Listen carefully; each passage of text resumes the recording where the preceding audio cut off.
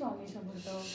आता आपल्या घरातली जी कामं आहेत, तुम्हाला असं वाटत असेल का योगा वगैरे, योगा तर हा आवश्यक केलाच पाहिजे, परंतु आपण जे घरातली छोटी मोठी कामं करतो त्याच्याने सुद्धा आपला योगा म्हणजे आपला व्यायाम होत असतो. म्हणजे कसं आपल्या पोटाची चरबी जी आहे ती सुद्धा आपली वाढत नाही. म्हणजे कसं आहे बघा, आपण जेवण केल्यानंतर लगेच म्हणजे ते जे जेवण केलेलं आहे आपण ते कामे करतो ते आपलं अन्न पचन सुद्धा होतं आणि आपलं वज्रासनमध्ये जेवण झाल्यानंतर बघा सुद्धा आहे, परंतु आपण जी कामं तसेच ठेवून आपण कधीही दुपारी झोपायचं, त्याच्यामुळे कोलेस्ट्रॉल वाढतो, आपलं म्हणजे शरीरातली आधी अनावश्यक चरबी वाढून जाते. त्याच्यामुळं आपण जेवण केल्यानंतर आपण हे कामं करायची आहे आणि नंतर विश्रांती 20 मिनिटं घ्यायची आहे. आता त्या प्रत्येकाला काही काही ना सवय असते की दुपारी झोपायचं म्हणून. दुपारी झोपू नका, त्याच्याने आपल्या म्हणजे पित्तसुद्धा वाढतं, कोलेस्ट्रॉल वाढतं आणि संध्याकाळी पण आपल्याला आपण कामं करून थोपतो त्यावेळेस आपली जी रात्रीची झोप आहे ती शांत, ती आरोग्यासाठी खूप चांगली असते. शक्यतो आपण रात्री जास्त झोपण्याचा प्रयत्न करायचा, दुपारी झोपायचं नाही. छोटी मोठी कामं करायची आहेत. तुम्ही ह्याप्रमाणे तुम्ही करा, तुम्हाला खूप फरक लागेल आणि आपल्या प्रत्येक स्नायूचे म्हणजे असं व्यायाम होत राहतो.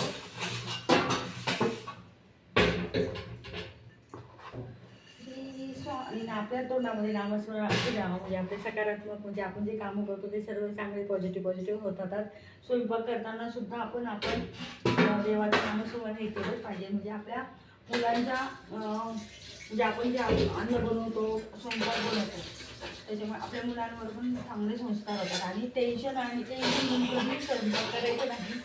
त्याच्यामुळे आपल्या म्हणजे देवाला स्वयंपाकाला सुद्धा चव येत नाही आणि प्रत्येक म्हणजे नामस्मरणाने म्हणजे आपल्याला तुम्ही म्हणता का आपल्या देवाचं करायला वेळ काही असू द्या, काम करता का देवाचं तरी सुद्धा ती भक्ती जी आपलं काम करणं ही सुद्धा आपली एक सेवाच आहे. म्हणजे असं हे करता करता सुद्धा आपण नामस्मरण केलं पाहिजे देवाचं. तुम्हाला त्याच्यामध्ये काही प्रश्न असेल किंवा वगैरे काही असेल थोडेफार मी मनामध्ये करू शकते. प्रत्येक ऋतूमध्ये आपण हे फळ जे आहे खाल्लंच पाहिजे ना, बीट वगैरे. बीट अवश्य आपण मुलांना जर बीट आवडत नसेल खायला, तर मी ती जी कोशिंबीर करणार आहे, कोशिंबीर खूप छान लागते. त्याच्यामध्ये कोशिंबीर केल्यानंतर मुलं ते आवडीने खातात. बीटची कोशिंबीर किंवा बीटचा ज्यूस वगैरे आहे, परंतु बीट हे थोडंसं म्हणजे ज्यावेळेस आपण ज्यूस करतो ना त्यावेळेस ते बीट हे अवश्य आपण उकळून घेऊन आणि नंतरच ज्यूस करायचं, म्हणजे ते पचायला हलकं जातं, रक्ताची प्रॉब्लेम राहत नाही, हिमोग्लोबिनचे प्रमाण पण वाढते.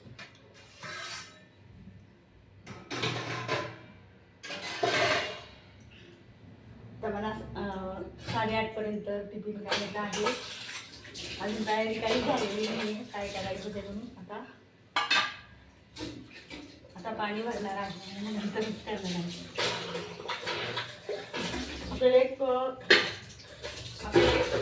जसं आपल्या शरीराला वळण लागून जातं, आपण जर प्रत्येक कामामध्ये आपण काम पटापट आणि असं काम केलं तर आपला व्यायाम पण होऊन जातो आणि आपला दिवसभर उत्साह राहतो. आणि मग रात्री आपण थकल्यानंतर आपल्याला शांत झोप येते. कोणाकोणाला रात्री झोप येत वगैरे येत नाही, त्याच्यामुळं शरीराची ही हालचाल झालीच पाहिजे.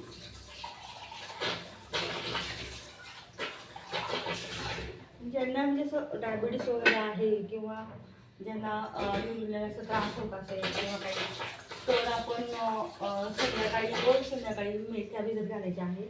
2 चमचे मेथ्या भिजत घालून रात्री मग त्याचे सकाळी आपण पाणी प्यायचं आहे, त्याचं अंचवून खायचं आणि नंतर वरतून कोमट पाणी प्यायचं. त्याच्याने पण आपल्या म्हणजे सगळं शुगर लेवल राहते आणि आपल्याला दिवसभर उत्साह राहतो. करून पहा. आणि मला म्हणजे असं बडीशेप्रमाणे मला खायला फार आवडते मेथी आरोग्याला फार चांगली असते, स्त्रियांना तर फार चांगली असते.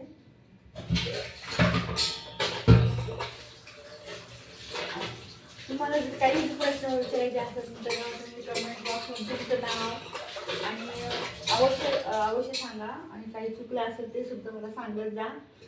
आणि काही प्रश्न जे आहे तुम्ही मला विचारू शकता. कुठल्याही प्रकारचं असं मला म्हणजे राग वगैरे नाही. आपलं आरोग्य चांगलं ठेवलं तर हे आपलं म्हणजे आपल्या घरासाठी म्हणजे एक एक प्राण असतो, जसं आत्मा असतो. त्याच्यामुळं आपलं आरोग्य चांगलं ठेवलं तर आपलं अख्खं म्हणजे घरोघर हे एक मंदिर असतं. आता आपल्याला आरोग्य चांगलं राहतं, आपण सगळ्यांचं आरोग्य. आणि कधी पण कुठल्या गोष्टी पॉझिटिव्ह बोलायचं, कधीच बोलायचं नाही. ते सकारात्मक बोलल्यानंतर आपली कामं जे आहे ते सगळं सकारात्मक सांगून राहतात.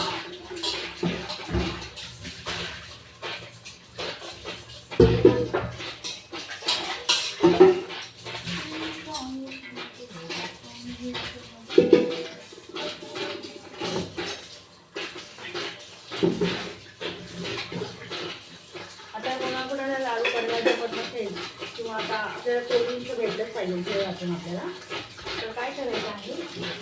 आता गावच्या लाईनचं सुद्धा लाडू सध्या भेटत नाही. आता आपल्या मुलांसाठी आपल्याला आपण 8 दिवसामध्ये ते लाडू शिकवले आहे. ते लाडू कशा प्रकारे द्यायचे असं चांगल्या प्रतीचे आपल्याला गहू आणायचे, 1 किलो गहू, आणि ते स्वच्छ धुवून घ्यायचे आणि कापडामध्ये 5 मिनिटं बांधून ठेवायचे आणि सुकवायचे आणि गिरणीतून असे थोडेसे जाड दळून आणायचे. आणि मग ते आपल्याला त्याच्यामध्ये दुधामध्ये दूध टाकून दुधामध्ये आपण ते मळायचं आणि त्याच्या पुऱ्या करायच्या आणि त्यात गावठी तुपात तळायच्या. आणि तळल्यानंतर आपण ड्रायफ्रूट्स टाकू शकतो. आणि त्याच्यामध्ये आपल्याला काय टाकायचं आहे, आपली ती दोऱ्याची खडी साखर असते ती बारीक करून आपली साखर वापरायची नाही, ती साखर त्याच्यात टाकून ते लाडू बनवायचे. रोज 1-1 लाडू खायचा. म्हणजे आपलं मुलं दूध कोणी दूध पीत नसेल, आता गावापासून पण आपल्याला गहू आणि तूप हे सर्व मिश्रण आपल्याला प्रोटीन्स पण चांगले मिळतात. तुम्ही हे लाडू करून बघा. तुम्ही ते लाडू करणार आहे, मी ते लाडू केल्यानंतर तुम्हाला लिंक दाखवणार आहे. आता मग ड्रायफ्रूटचे म्हणजे आता त्याचे मी लाडू करणार आहे आज, कारण मला काढायला जमलं नव्हतं. बाकीचे लाडू केलेले होते मी. तुम्ही सुद्धा जोपर्यंत थंडी आहे तोपर्यंत लाडू अवश्य खा. मेठा टाकलेले लाडू आणि मेठा आणि गहू टाकलेले लाडू स्त्रियांसाठी अतिउत्तम आहे. डिंक टाकून बाबूचा. आणि मुलांसाठी आपण उडदाची डाळ टाकून लाडू करा, म्हणजे त्यांचे स्नायू सुद्धा बळकट होणार आहे. आता मी तुम्हाला दाखवणार आहे करताना. तर चला तर आता मी टिफिनला सुरुवात करणार आहे. तर नमस्कार.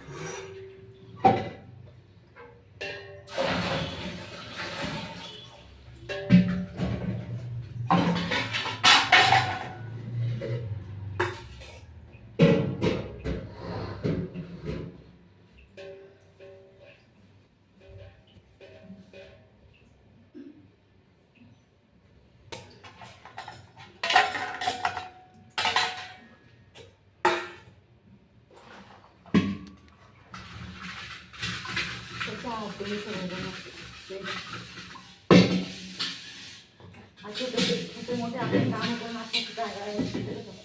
आपले कामं आपणच केले पाहिजे, म्हणजे आपलं आरोग्य सुद्धा चांगलं राहतो.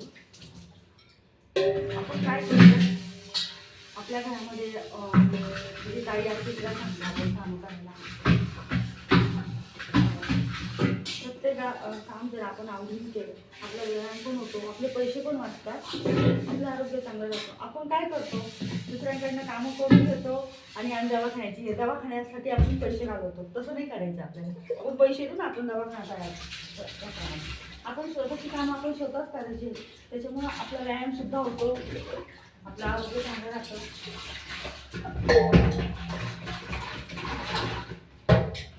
आता हे पहा, आता मी माठ पण उचलले. माठ उचलल्यामुळं माझ्या सर्व स्नायूमध्ये बळकटी आली. म्हणजे मी रोज असं पाणी भरते. पण तुम्ही जर पाण्याचा जो व्यायाम केला, तर पोटाची पण चरबी कमी होते. आणि आपण दूध तापायला ठेवतो, दुधाकडे लक्ष द्यायचं. आपलं दूध तापायला आपल्याला 5 मिनिटं लागतात, तर आपण दुधाकडे बघलं आपल्या डोळ्याचा सुद्धा आपला व्यायाम होत असतो. प्रत्येक गोष्टीमध्ये आपलं काही ना काही म्हणजे असं लढलेलं आहे, परंतु ते आपण स्वतः करत नाही, आपण दुसऱ्यांकडून करून घेतो आणि आपल्या शरीराला आपण व्याधी लावून घेतो.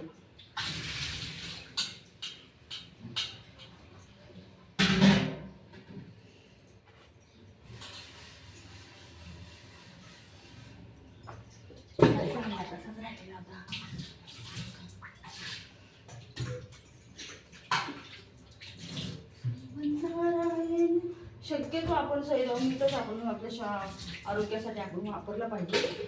सैरवणी जे आहे ते आपलं आरोग्य चांगलं राहतं, आपल्याला म्हणजे असं BP वगैरे त्याचा त्रास होत नाही. आणि वरतून जर आपल्याला घ्यायचं असेल तर आपल्याला सैरवणीतच घ्यायचं आहे, साधारण काही वापर करायचा नाही. त्याच्यामुळे आपल्याला वगैरे त्याचा त्रास होऊ शकतो.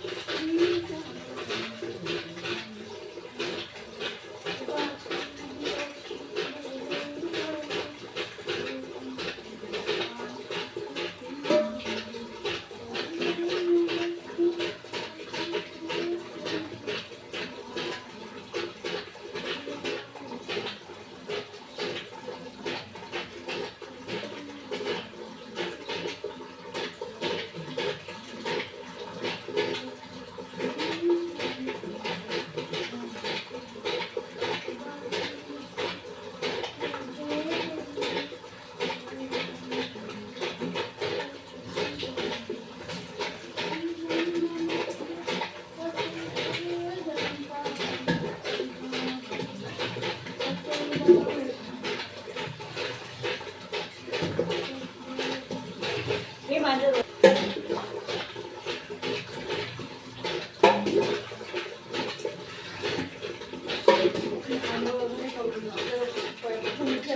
कोमट पाणी प्यायचं. कोमट पाणी पिल्यानंतर पाणी ठेवायचं, नंतर आपल्याला ऑटोमॅटिक आपले सगळं चला. आता आपला